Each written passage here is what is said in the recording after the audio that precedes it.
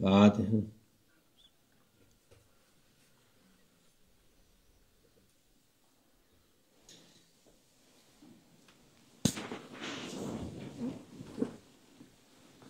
Selamünaleyküm. Bismillahirrahmanirrahim. Vessalatu vesselamu ala Resulina Muhammedin seyyidil meded ya Resulü meded ya sadat ashabı meded ya meşahide esnur mevla inşallah fazla ashabı Muhammed Hakkani meded tarikatuna as-sahaba vel hayr fil cemiye. Bismillahirrahmanirrahim. İnne naşatel leyli eşşeddatun ve akvamu qila. Sadakallahul azim. Allah Azze ve Celle gece daha zor ibadet yapılır. Allah Almighty says that to perform worship during the night is more blessed. To perform worship, of course, during the night is more difficult compared to worship during the day. İnsan için de daha zordur. Çünkü onu gece ibadetini yapan insan günden kat kat daha fazla sevaba nail oluyor. But as it is more difficult to perform worship during the night, Allah Almighty will reward the one who performs worship during the night many times more, by many degrees, manifold more. Bir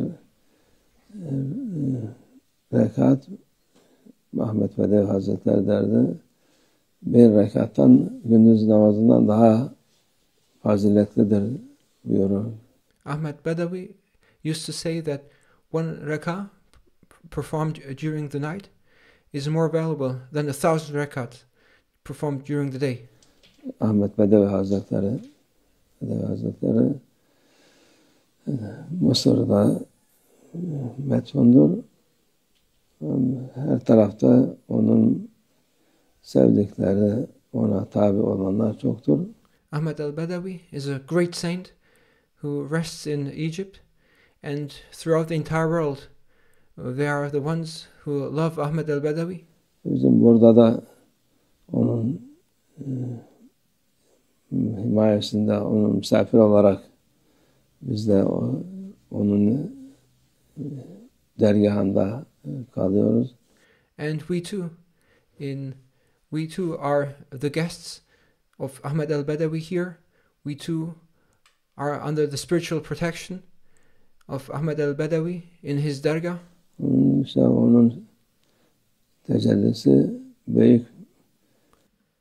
Ahmed al-Badawi is a saint with a great spiritual manifestation. Evliyalardandır. Çok sevenleri vardı. Ahmed al-Badawi is one of the great saints, and there are many who love Ahmed al-Badawi. Çok ona tabi olanlar çoktu. And there are many who follow him. Tabi her vakit tecelli değişiyor. Burada az olsa bile bizim onun himayesinde, onun bereketi olur inşallah. Of course, the manifestation changes over time, and the number of people changes over time. And even though there may not be many here anymore, still his spiritual protection is present. İşte bu güzel bir sözü gündüz ibadetinden gece ibadeti bir rekatı 1000 rekatına bedeldir diyor. And Ahmed al-Badawi, he used to say this beautiful saying that a single rak'ah performed during the night is more valuable than 1,000 rak'ahs performed during the day. Gece ibadeti nasıl? Yatmadan önce abdest yatmak için. And how should nightly worship be performed? Nightly worship starts by, before going to rest, before sleeping, one should perform wudu and perform 2 rekat before sleeping. Abdest alıp 2 rekat namaz kılan kıyam-ı leyl yapmış olur.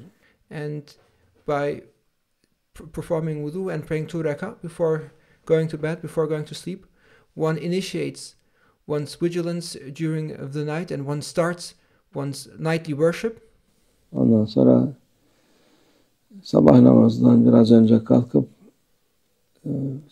teheccüd namazı kılıp başka nafileler kılabilirse onlar da her birisi gece ihya etmiş olur.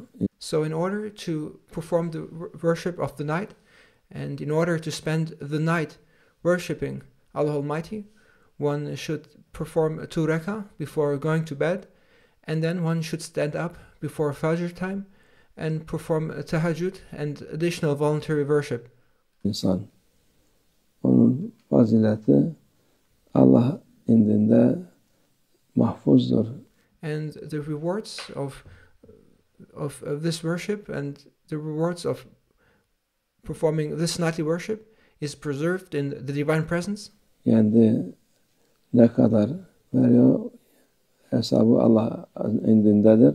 And only Allah Almighty knows how many rewards he will be giving to the one who performs this kind of nightly worship.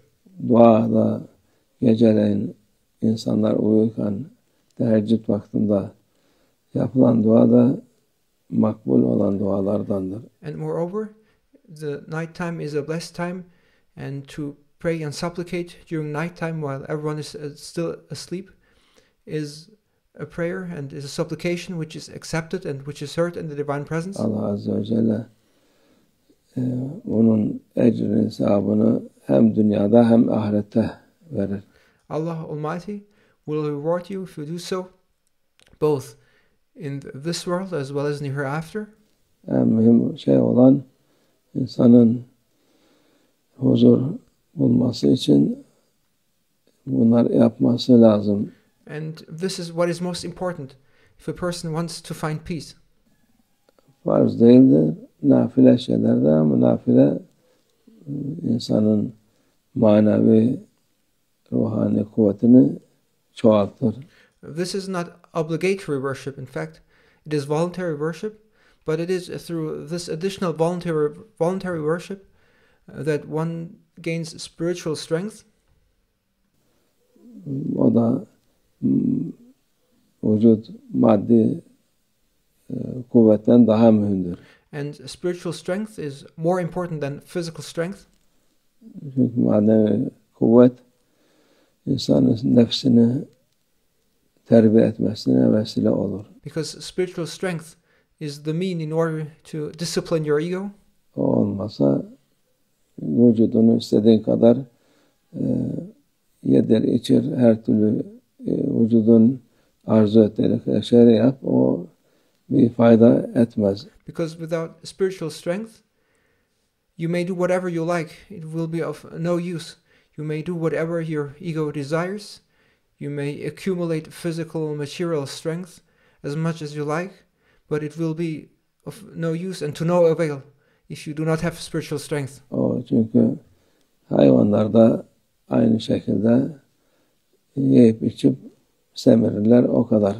Because without spiritual strength, you are like an animal. They eat too, they drink too, they multiply too, and there's nothing more. Bir manevi bir fayda olmaz. There is no spiritual gain in doing so. Onun için manevi fayda için en azından geceleyin gece namazını kıyam-ı leyl yatmadan önce 2 rekat, sabah namazından önce de 2 rekat, 4 rekat, 8 rekat ne kadar kılabilirse en azından 2 rekat kılsın. In order to gain spiritual benefit, it is important to perform voluntary nightly worship. And one should spend the night worshipping. And in order to spend the night worshipping, in order to perform Qiyam al-Layl, what one needs to do is, before sleeping, one should perform 2 rak'ah, and then one should wake up before Fajr time and then perform tahajjud prayer, 2 rak'ah, 4 rak'ah, 8 rak'ah. O da bütün gece ihya olmuş gibi olur. And if you do so, it will be considered as if you had been awake and vigilant the entire night and had worshipped the entire night Allah Almighty. Onun faydası haddi hesabı yok. And there's no limit to the benefits and the rewards of this kind of worship. Allah herkese nasip etsin. May Allah Almighty grant this worship of the night to everyone. kolaylık olsun. Çünkü and may it be easy for everyone. çoğu insan kalkamıyoruz, edemiyoruz diyor. Because people, they say it's difficult for them. They say they do not manage to wake up. O da bir nefsinin ağır basmasından dolayı insan kalkamıyor bazen. Because the ego opposes you to wake up, and then people are unable to wake Onun up. için nefsine mücadele edip sabah namazdan en azından bir 15-20 dakika bile önce kalkıp da But one must fight one's ego and wake up before Fajr time, maybe 15 or 20 minutes at least. yapsa gene olur. Hatta namazı kılmadan, sabah namazını kılmadan önce gene vakit girmiş olsa bile gene teheccüde niyet etse gene olur Allah'ın izniyle. In order to perform tahajjud, one should at least wake up 15-20 minutes before Fajr time. And Allah Almighty may also accept, even if one does not manage to wake up before Fajr time, but if one performs tahajjud before performing Fajr time, that may also be accepted. Allah yardım etsin, May Allah Almighty help us. kuvvet versin inşallah. May Allah Almighty grant us strength. Ve minallah tevfik. El Fatiha.